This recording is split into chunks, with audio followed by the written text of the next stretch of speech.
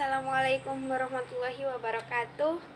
Baiklah, kita di sini akan berbicara dan berbincang-bincang sedikit dan bertanya kepada salah satu siswa di SDN Negeri Purwakarya, bagaimana tanggapan adik ini tentang video yang telah saya buat dan apakah adik ini mengerti atau tidak.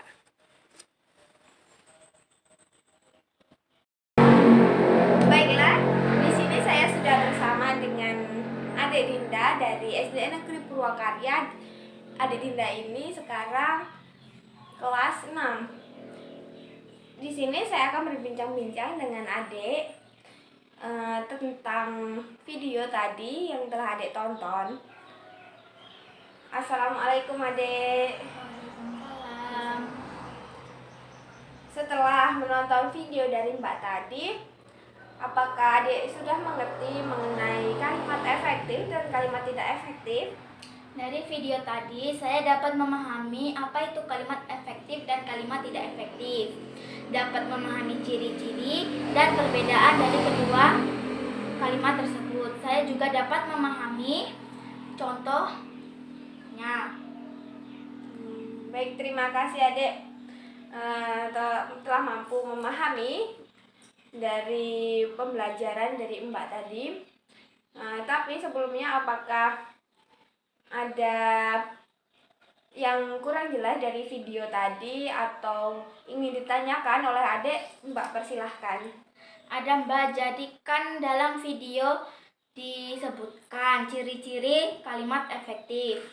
Nah Mbak, di bagian itu tolong dijelaskan kembali.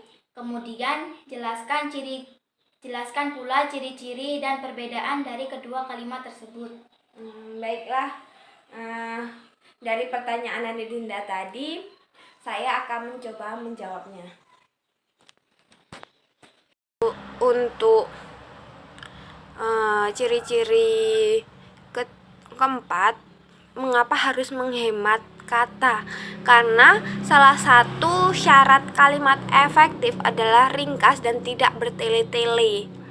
Kalau tidak boleh menyusun kata yang bermakna sama di dalam sebuah kalimat, ada dua hal yang mungkin kalimat membuat kalimat yang boros sehingga tidak efektif.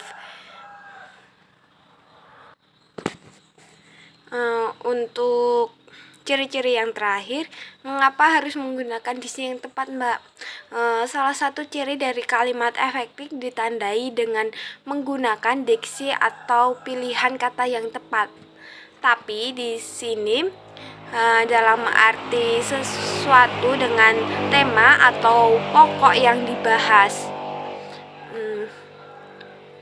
Dalam tulisan tersebut, dengan pemilihan diksi yang tepat akan membuat kalimat Anda tidak berbelit-belit, seperti itu.